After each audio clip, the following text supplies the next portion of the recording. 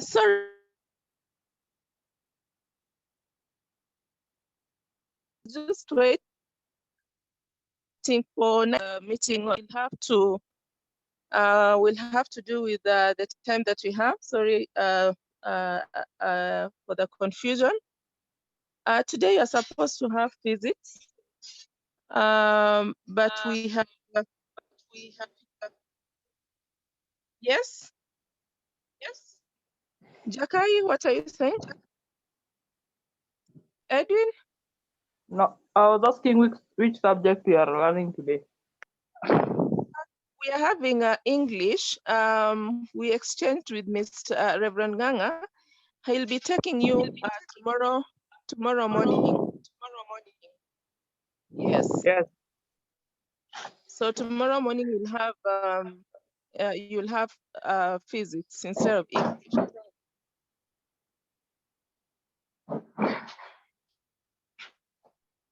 Brian Felix, please check your microphone. Thank you. Can everyone hear me? Am I clear? Yes, you are, madam. Yes. So I was just saying tomorrow you'll have physics tomorrow morning. Reverend Nganga asked that I teach today in the morning. So what happened is that I thought the lesson is at 9:30. Instead, it was supposed to start at 8. So what does that mean? Usually the 8 o'clock lesson goes on up to 9:30, isn't it? Yes. Yes. Okay, Yes. so I see we have 1 hour. I'm not worried. We'll be able to cover what you're supposed to cover within that hour. Now, our agenda for today, I remember there was the poem. I went to church. We never finished question D, E, and F, okay?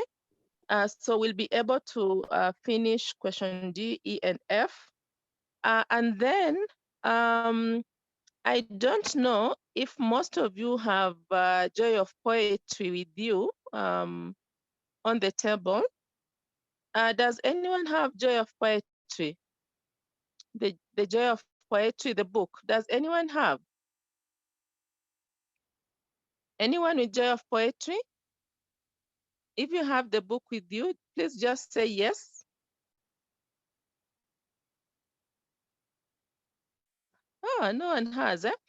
Anyway, because my next agenda for today was for us to look at creating pictures with words. There are three poems that I'd like us to look at. There is one which is entitled To the Young Readers. The other one is Dreams, okay? Dreams. And that is why I was asking if anyone of you has a Joy of Poetry, it would have been easier for us to just read through the poem. And then the last poem we'll have today is Your World, okay? So let's start with our unfinished business. We had unfinished business last week. I went to church. I think we had looked at question D. Question D was, what's the meaning of the following lines? Please remind me if we did. Just say yes. Did we look at question D? Yes. Yes. So what we had not looked at is the tone of the poem and the overriding mood, okay? Yes. All right. Okay then. I hope people who've joined us today, the ones who missed last week, you are able to go through the poem, because I gave out this poem the other lesson. Now, the question E is, what's the tone of the poem? And then question F is, explain the overriding mood of the poem. We discussed this poem in detail. And so basically, remember in class, I gave you some bank of words that you could use to, address tone and mood. So what for you is the tone of this poem? Anyone? The tone of the poem, anyone? People, let's shout. I mean, we move on fast. this is a poem we've already looked at. Do you think the poem is satirical? Yes. So can we say the tone is satirical? Yes. Yes, I can hear that from Jakai. Jakai, please say more about that. Uh, Adrian? I think it's satirical because we are. The poem is about someone. The poem is about someone who is hypocritical, and he he and as we see in the first stanza, someone who is very good and prayerful, but when we dig deeper into the second stanza, we see that this is just someone who is not he's not glittering.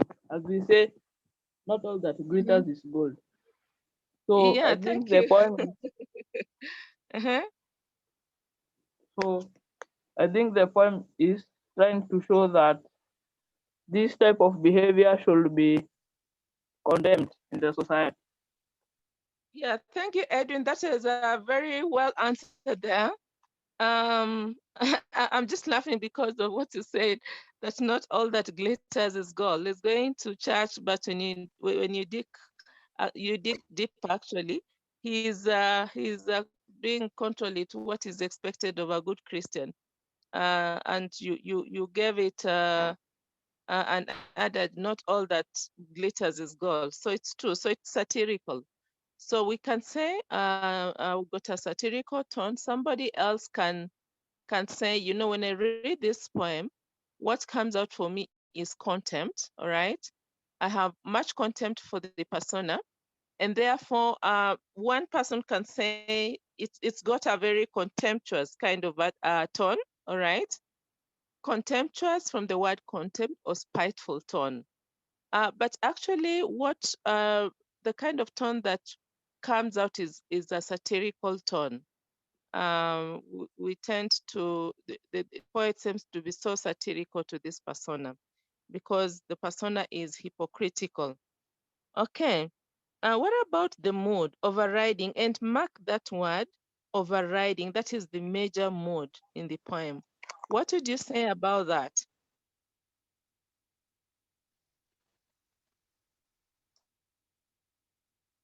What would you say, Carlos? Carlos, I can see you. Could you say something? Carlos? Chelugat? Carlos? All right, anyone? What is the overriding mood of the poem? Aaron, Nyongesa? Hypocrisy. The mood, eh? The mood, okay. In other words, when you think of the mood, I want you to look at this way. How does the poem or what is happening in the poem make you feel? You know, that is what brings out the mood, because when you talk about mood, we are basically talking about the general atmosphere,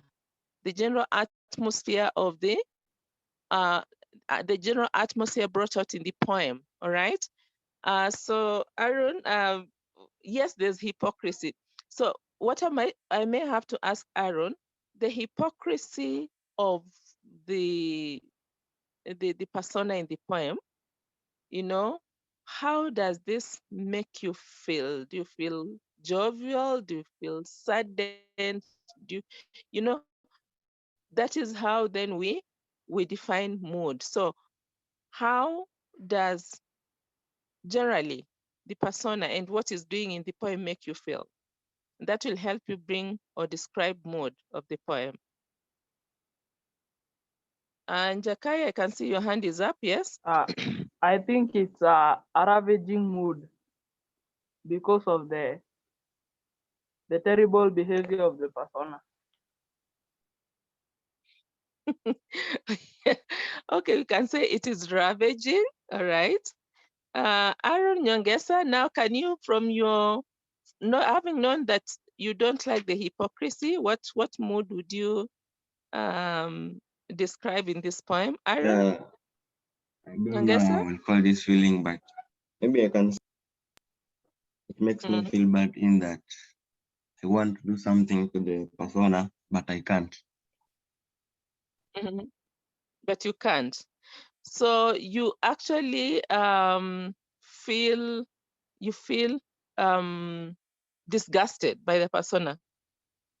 Yes. So then you can talk of disgustful mood. I hope now you see what you mean. So we can't say hypocrisy. So you feel disgusted by his hypocrisy. So disgustful. Jakai, I said I said ravaging. Okay. Any other person? Any other person?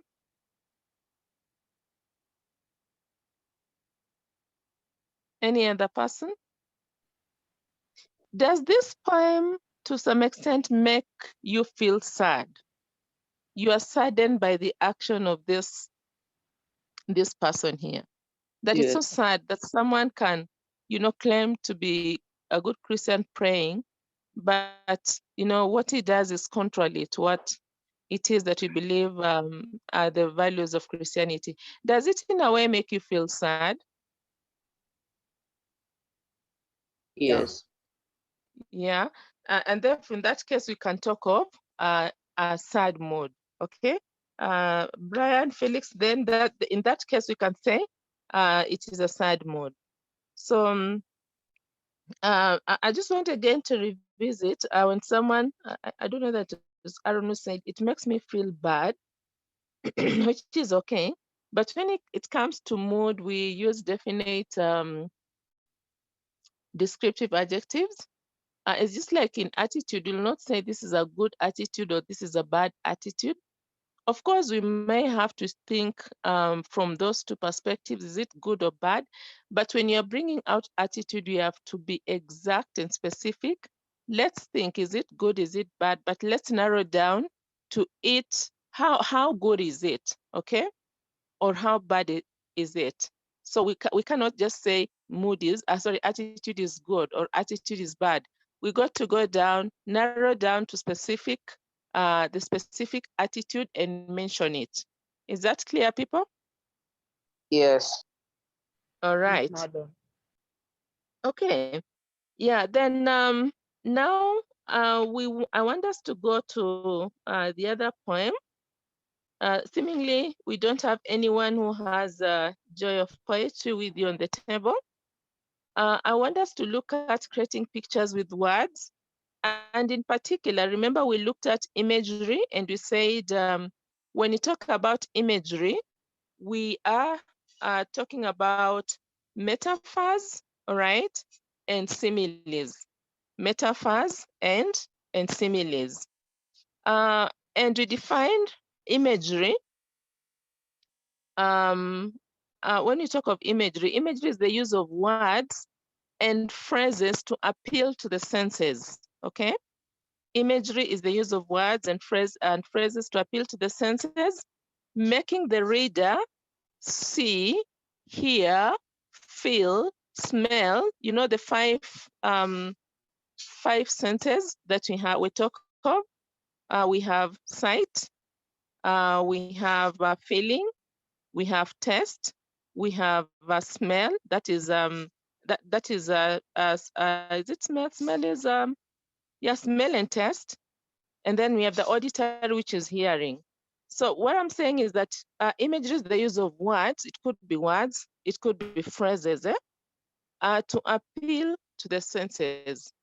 Usually we say human beings have 5 senses, but there is the sixth one, which they say usually women are very good at having the sixth sense, but basically there are 5 senses. So making the reader see, hear, feel, smell, and taste by way of vivid what? Description. So what am I saying here? An image, in other words, an image is a picture, okay? An image is a picture a writer creates with words so as to capture the reader's imagination and emotions. An image is a picture a writer creates with words so as to capture the reader's, okay? The reader's imagination and emotions.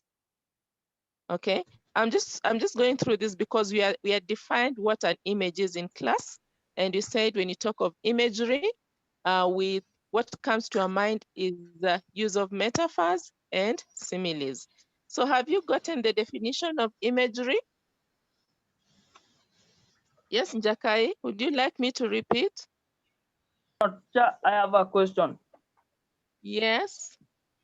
In the poem I went to church, can we say that one of the stylistic devices was imagery in the second stanza, where we say, while I shot hot life into his wife? What image is that? I think it appeals to the sense of feeling. Sense of feeling, which is okay. I have no problem. But you see, we have to be specific. Is it a metaphor or is it a simile? Okay. You get it, Njakai? Yes. Okay, yeah, I know it appeals to the sense of feeling, but for me, this is just well, unless you can say it is metaphorical, okay? Which, yeah, to some extent, I do agree. It is metaphorical, you know, because of the use of the word while I shot hot life, okay? He has not just been straight to say, this was what I did, okay? He's metaphorically, as a way of being careful not to use vulgar language, he's metaphorically just talked about the action by saying, while I shot hot life into his wife. Then you can look at it as a metaphor. Yes, I do agree. All right. It's more of a metaphor. It's not a simile. Oh, thank you. I think that is it. Thank you. Okay, so what I was asking is, have you gotten the clear definition of imagery? People, please say yes, no? Yes. All right. Okay. Now, I quickly want us to look at a poem here. It has two stanzas, and then we'll quickly move to look at use of metaphors, and then quickly look at similes. Can we quickly write down this poem? Quickly write down this poem. The title of the poem is a short story. A short story. Okay, so when I say next, you just move on to the next one. The title is a short story. Now the first line, stanza 1, the first line, an ant climbs up a trunk. An ant climbs up a trunk. Next. You'll allow me to be faster because of time. An ant climbs up a trunk. Next. Carrying a petal on its back. Carrying a petal on its back. Next line. And if you look closely, and if you look closely, and if you look closely, next line, that petal is as big as a house. And if you look closely, that petal is as big as a house. Next line, especially compared to the ant, especially compared to the ant that, especially compared to the ant that, next line, carries it so olympically, carries it so olympically. Olympically, the spelling is the word Olympic, okay? We all know the spelling of Olympic. And then you add an A, double L, Y.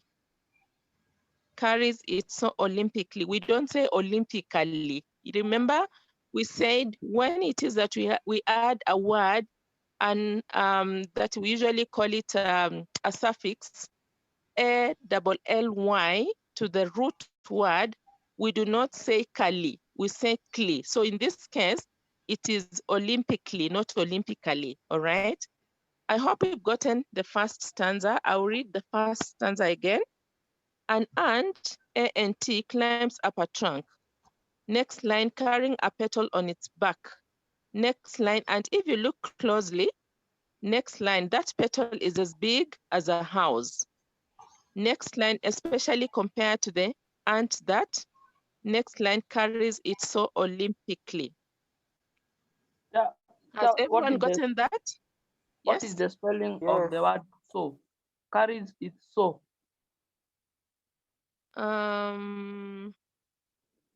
Yeah, carries it so. It is, those are three words, carries, and then it, that means IT, and then SO. Yeah, so carries it so olympically. Oh, Is okay. yes, it's not one word, there are three. All right. Jakai, take care of the background noise. Okay, next line. Next line. You ask me. Next line, next stanza, sorry, stanza 1.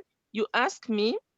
Then after the word me, put a colon. That is 2 dots, colon. So you ask me, why couldn't I carry? Why couldn't I carry? Next line. A petal twice as big as my body and my head.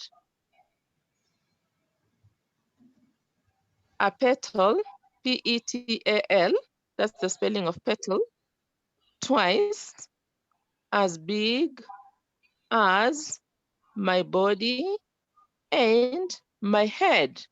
And remember, that's a question, so you put a question mark at the end. I'll read that line again.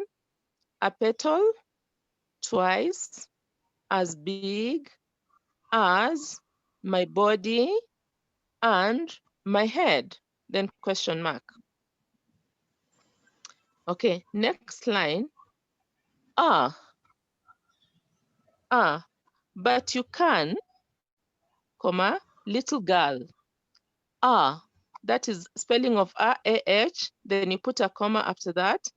The next, but you can, comma, little girl. So that is on one line. That is on one line. But you can, little girl. All right. Next line, but not petals from a dahlia. But not petals, from a dahlia. A dahlia is a kind of flower. So the spelling of dahlia is D-A-H-L-I-A.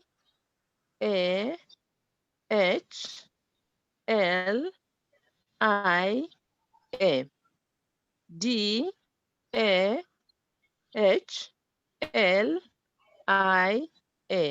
But not petals from a dahlia. Then next line, rather boxes full of thoughts. Rather boxes. Rather, you know the word rather? Rather, R-A-T-H-E-R, rather boxes full of thoughts. Rather boxes full of thoughts. And the next line, and loads of magic hours and lords. Lords, that is mizigo, L-O-A-D-S, and lords of magic hours, and lords of magic hours. And next line, a wagon of clear dreams. A wagon. Please get this right because that is where imagery is. A wagon, the spelling of wagon, W-A-G-O-N. A wagon of clear dreams. A wagon of clear dreams. And next line, A big castle with its fairies. A big castle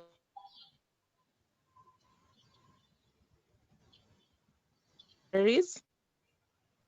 A big castle with its fairies. Fairies as in F-A-I-R-I-E-S. A big castle with its fairies. And then after fairies on that line, put a colon. So punctuate and put a colon there. And then we move on to the next line. All the petals that form the soul of. All the petals that form the soul of. Soul, as in S-O-U-L. All the petals that form the soul of. And then the last line, a little girl who speaks and speaks, and then you put dots after the last speaks, and then put an exclamation mark. For the last line, I'll say that again. A little girl who speaks and speaks, and then you put dots to show that it is continuous, and then after 3 dots, you put an exclamation mark.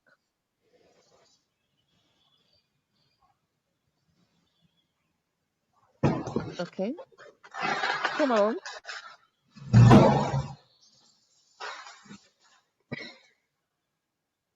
Ephraim, there's so much noise in the background. Ephraim, please check, mute the background noise. Ephraim, mute the background noise, please. Thank you. If you look at this poem, Ephraim, please, can you read the poem for us? Ephraim, are you there? Yes. Okay, read the poem loudly for us. An ant climbs up a trunk, carrying a petal on his back, and if you look closely, that petal is as big as a house, especially compared to the ant that carries it so olympically. You ask me, why wouldn't I carry a petal twice as big as my body and my head?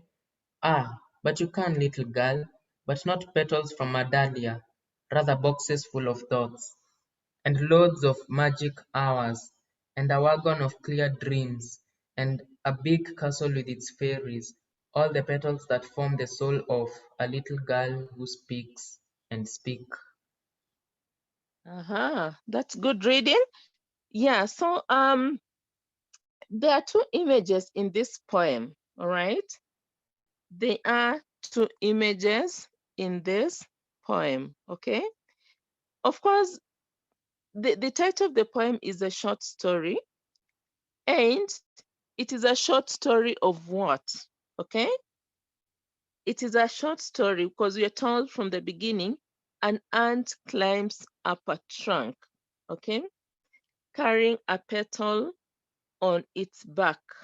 And if you look closely, that petal is as big as a house, especially compared to the ant that it saw carries olympically. So in the first stanza, we're asking, what is this short story? It's just a story about the ant, but this ant is carrying a petal. But look at the description and the picture we've been given about the petal that the ant carries, okay? We are told the petal is as big as a house, especially compared to the ant that carries it so olympically, all right? So that is the first image. We have the image of that one of an ant carrying a petal. In the first stanza, all right? The image of an ant carrying a petal that is so big as a house. And that is, of course, when there is the use of as big as a house, that is a simile. But we know that it is an image. It is a simile. The what? The petal that an ant is carrying is compared to a big house. But what you know, in the first stanza, we have the first image of an ant carrying a petal. Then we move on to the next stanza. And in the next stanza is actually an image of a little girl carrying heavy loads. Because you're told, you ask me, why couldn't I carry a petal twice as big as my body and my head? But but you can, little girl, all right? But no petals from a dahlia, rather boxes full of thoughts and lots of magic hours and a wagon of clear dreams. This girl is carrying um, um, not just a petal, like in the first stanza from a flower, but what is she carrying? Many thoughts, boxes full of thoughts. She's carrying clear dreams. And look at the way the dreams have been presented to us. A wagon of clear dreams and a big castle with its fairies, all right? And all petals that form the soul of the little girl who speaks and speaks. So you see, this girl is not carrying a physical petal like an ant, but what is she carrying? You know, she's carrying imagination of, thoughts and dreams of how she can be able to be in a castle, all right? A castle, and with fairies. You know, it reminds me maybe the cartoons you always watch where girls are in a castle or they're imagining fairies. Like, which one do you know of? Or which one have you ever watched? These cartoons. Sophia the First. Sophia the First. In fact, that's what comes to my mind. Another one?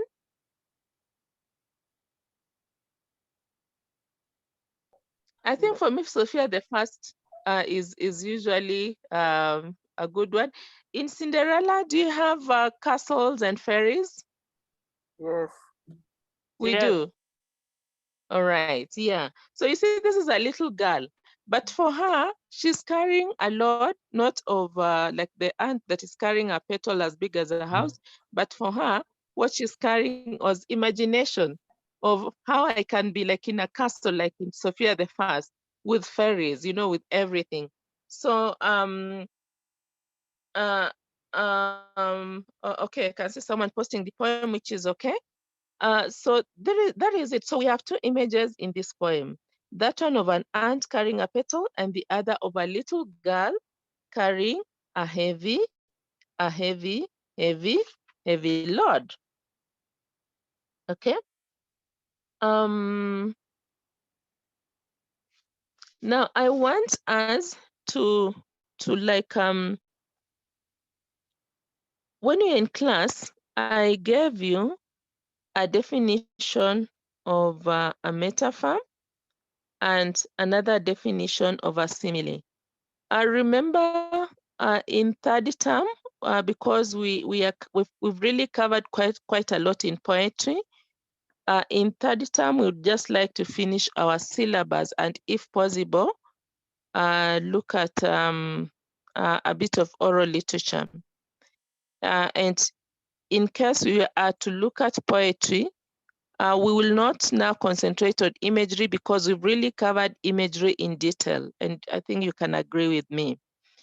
So quickly, I want to just again take us through a brief definition of a poem, of a metaphor, and I'll give you a very short poem by Gwendolyn Brooks, that is to young readers. And then there'll be the other one entitled Dreams. Now in class, we said a metaphor usually compares two seemingly unrelated things and sees them in one form or the other without using as or like. We said a metaphor is actually direct comparison. It doesn't use words like. Like in the last poem we've had, stanza 1, a metaphor would be like in stanza 1, we would have said the petal is a house, because in stanza 1 here, we've seen it says the petal is as big as a house, which is a simile. But if it were a metaphor, it would just read the petal is a house, which is direct comparison. So in simple words, a metaphor is direct comparison, and it doesn't use words like as or like. But a simile is indirect comparison, and it uses words like as and like. So there is a short poem here. Of course, I read it, and then you will take 5 minutes to just go through the question that I give you, and then we review that question before we look at another very short one called Dreams. Now, the title of this one is To Young Readers, and please write these poems, because again, we revisit other aspects of style in class when you open using the same poems, all right? So this one is To Young Readers. Have you written the title, To Young Readers? What is the title? To Young Readers. To Young Readers. To, T-O, okay? Then young. Young people like you. So to young readers, R-E-A-D-E-R-S, to young readers. That is the title. Then the lines are very short, very, very short. There's even a line with one word only. So when I said, next, please move very fast. So the first line, good books are next, bandages. First line, good books are, next line, bandages. Next line, and voyages. Next line, okay, I'll start again. Please be fast in writing. I'm really making use of our time. Are you ready? Yeah. Yes. Okay. Now, first line. We are on the first stanza, by the way. There are 3 stanzas, but very, very, very short. Okay, good books are, that's line 1. Good books are, next line, bandages. You know a bandage? You know the one you tie on a wound? So on the next line is only one word, bandages. The next line, there are only 2 words, and voyages. And voyages, you know, voyage. Kama safari, V-O-Y-A-G-E-S, and voyages. Next line, and linkages to light. And linkages, from the word link, and linkages. So you write the word link, then you add A-G-E-S, and linkages to light. Then put a semicolon and move on to the next stanza. So stanza 2, line 1, are keys and hammers. Keys, not kisses, keys, K-E-Y-S. Are keys and hammers, comma, next line, ripe redeemers. Ripe, R-I-P-E, ripe redeemers. Next line, dials and bells, and dials, from the word to dial, D-I-A-L-S. So dials and bells, and next line, healing, hallelujah. Healing, hallelujah. You know how we write the word hallelujah. Then the last stanza, stanza 3, first line, good books are good nutrition. Good books are good nutrition. Next line, a reader is a guest. A reader is a guest. Next line. Nourished. Excuse me, teacher, may you please repeat Yes. from the first line of the third stanza? Okay. Third stanza, line 1. Good books are good nutrition. Good books are good nutrition. You know the word nutrition, isn't it? So good books are good nutrition.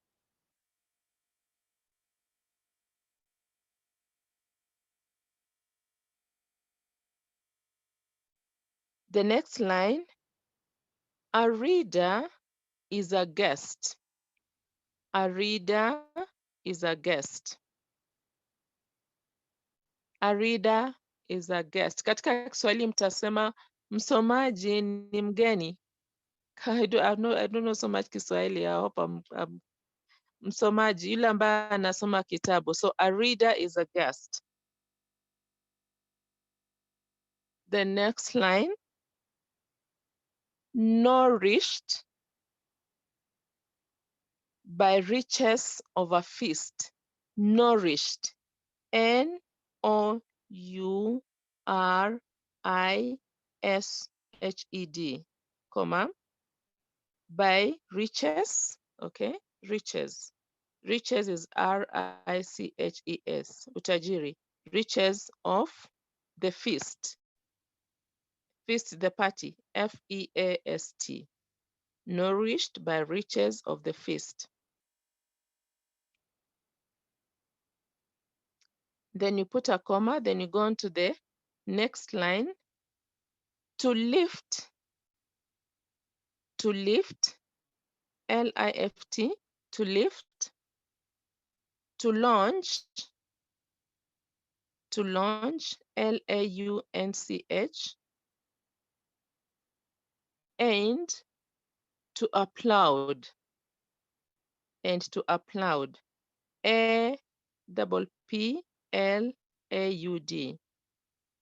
So to lift, to launch, and to applaud. Then the last line, the world. The world. The last line has only 2 words, the world.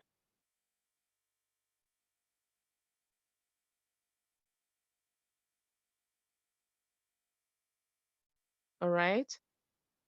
So Elvis, please read the poem for us. Elvis. Okay. Good books are bandages and voyages and linkages to the light, are keys and hammers, ripe redeemers, dials and bells and healing hallelujah. Good books are good nutrition. A reader is a guest, nourished by the riches of a feast, to lift, to launch, and to applaud the world. All right. So this is a poem by Gwendolyn Brooks, okay? Now I just want to ask, I want to ask 2 questions. You only take 5 minutes to go through it so that we revisit it. And if you still have time, I will take you through dreams. I hope we'll be able to finish before time. Now, the first question. What does Gwendolyn Brooks, because Gwendolyn Brooks is the poet, the spelling of Gwendolyn is Gwendolyn, Brooks. So what does Gwendolyn Brooks metaphorically compare books to? I hope you've gotten the question. What does Gwendolyn Brooks metaphorically, remember we are talking about use of metaphors. So what does Gwendolyn Brooks metaphorically compare books to?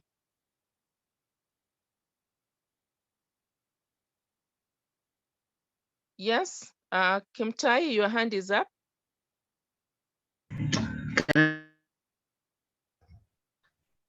Yes. Can I answer? Can I answer? I know. Yeah, I'm first giving you the question. There are two questions I want to first give you. You answer, I give you 2 minutes so that I also breathe. And then now you can answer. Is that okay, Kimtai? Yes. Okay. So the first question is, what does Gwendolyn Brooks metaphorically compare books to? And then question two is still related to question 1. What do these things have in common? What do these things have in common with good books? What do these things have in common with good books? So just take 2 minutes to answer them as I breathe. And So please repeat the last question. 2 minutes. And the last question is, what do these things have in common with good books? What do these things have in common? What do these things have in common with good books? What do these things have in common with good books?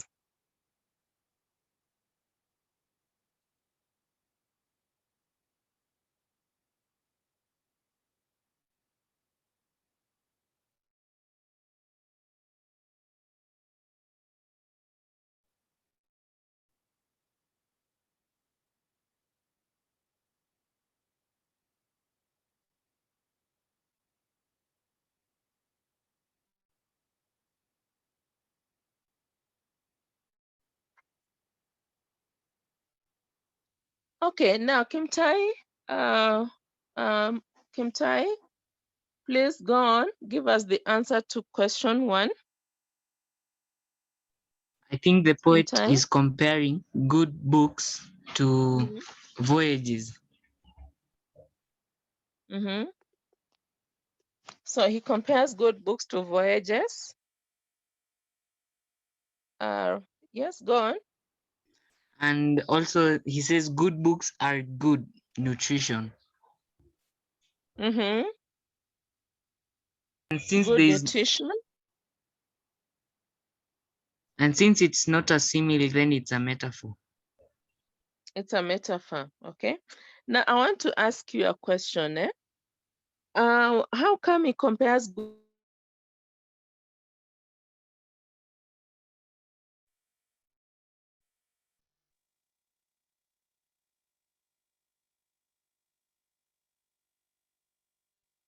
What is voyages in the first place? I've lost Kimtai there. Anybody? What is voyages in the first place? Because Kimtai says, yes, he compares good books to voyages and good nutrition. So what is voyages? Journey. Yes, Ephraim? A journey on water. Journey. Yeah, a journey on water. So actually what he's saying is that, you know, when you journey on water, you can imagine coming from voyaging all the way from maybe America, North America or South America, you know, you come through West Africa, come through South Africa, and then you reach Mombasa, okay? You're voyaging. You know, it is an amazing scene. It is just too, you know, wonderful. It is an experience of a lifetime, just, you know, journeying on water. And therefore he compares good books. When you're reading good books, it's like you're journeying. It's like, it's an amazing experience because as you read, you get immense knowledge that really helps you to know the world better, all right? And you know, so he directly compares good books to voyages. So he says good books are voyages. You know, he does not say good books are like voyages because that would be a simile, but he says good books are voyages, a metaphor. Now, Kimtai also told us that he says good books are good nutrition. You know, when you take care of yourself in terms of good nutrition, then your health is improved. Okay, it is like good books. They give your body health, maybe not in terms of physical health, but it's like good nutrition for you, for your mind. All right. And therefore, he also compares good books to good nutrition. Now, he also compares books to bandages. What is it about bandages that make them be compared to good books? Anyone? Bandages? What is the function of a bandage?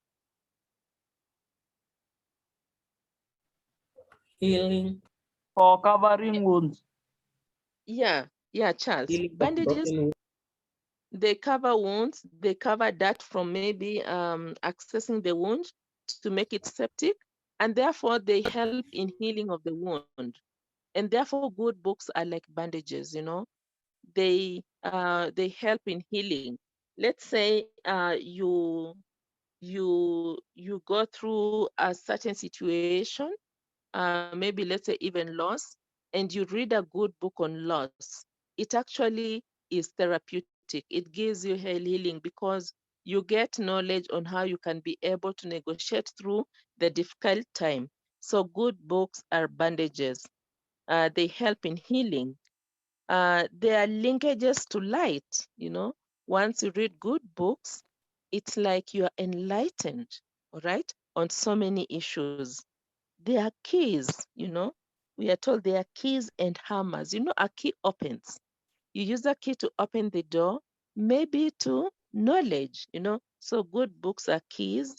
Good books are hammers. So what about hammers? How come the poet compares good books to hammers? Anyone?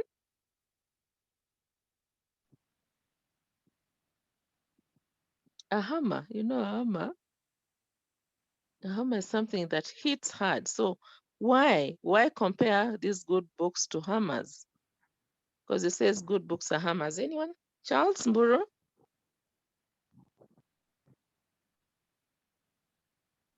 Charles?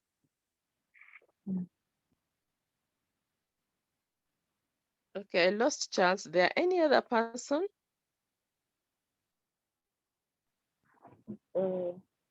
I Yes, think it is David? because they help you build. I think we comparing it to hammers because they help you build a foundation of your life. Sorry, David, you're breaking. You said they help you build what? A good foundation. Yes, they help you actually build a good foundation. They're hammers, they help you build a good foundation. That's right. And how come he compares books to redeemers? It says ripe redeemers.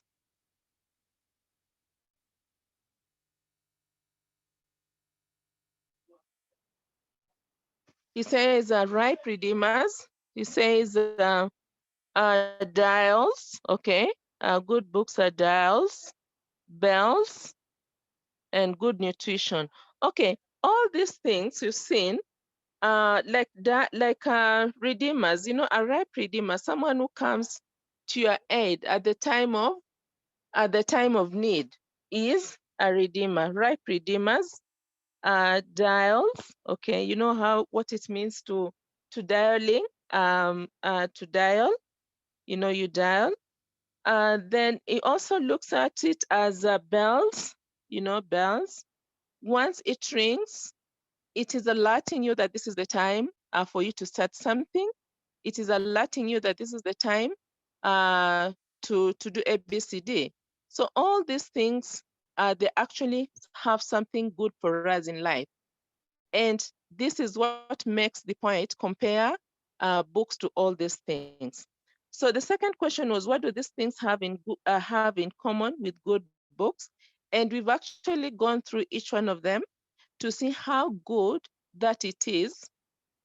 In every item that is listed is to be compared to good books. And therefore, that is why we are saying that Gwendolyn Brooks has he has metaphorically compared books to those things.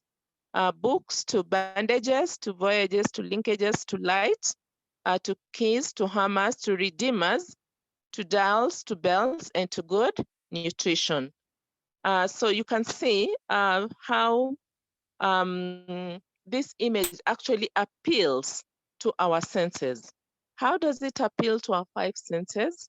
You can imagine if your heart ain't, there are no bandages to help protect you. You can, because heart has to, it relates to the sense of, is it touch? If you are touched, someone touches you on a wound, it will be painful. But if there is a bandage, then you won't feel the pain.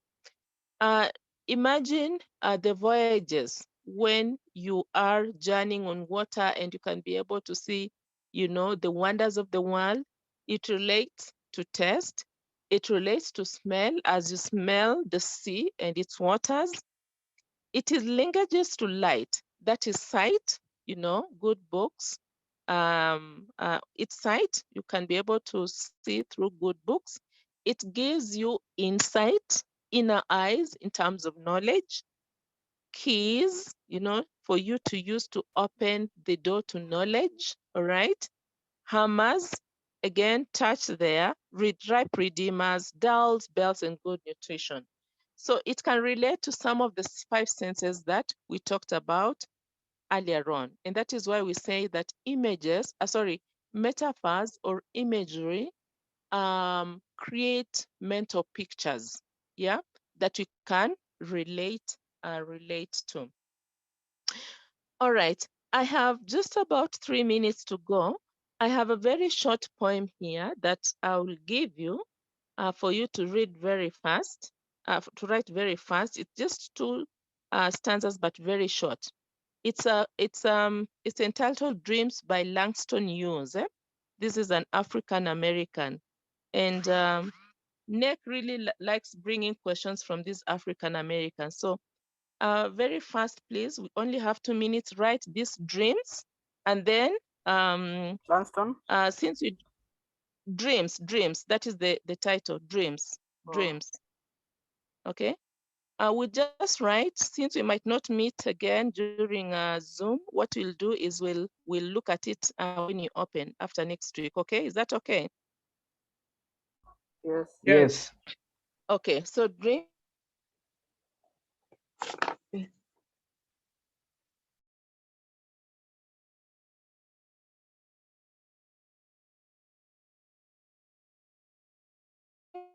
Stanza 1, hold fast to dreams, not to your dreams. Hold fast to dreams. Hold fast to dreams. Next line. For if dreams die,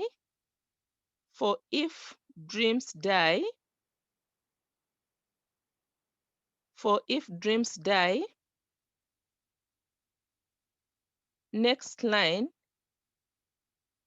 life is a broken winged bird. Life is a broken. Now, the word broken and winged is a compound noun, which means there are 2 words, compound noun. So after broken, you'll put a hyphen, a small dash, and write winged. So life is a broken winged bird. Life is a broken winged bird.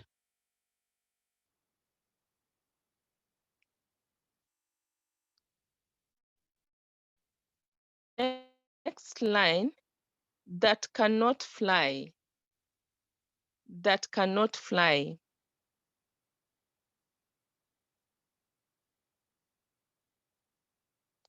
Then the second stanza, hold fast to dreams.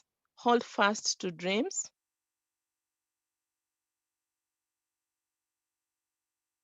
For when dreams go,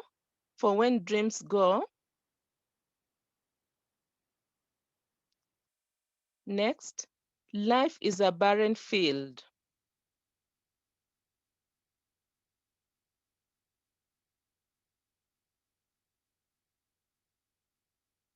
Hold fast to dreams. I'll repeat that stanza again. Hold fast to dreams. Next line, for when dreams go, next line, life is a barren field. Life is a barren field. And the last line, are frozen with snow. Frozen with snow.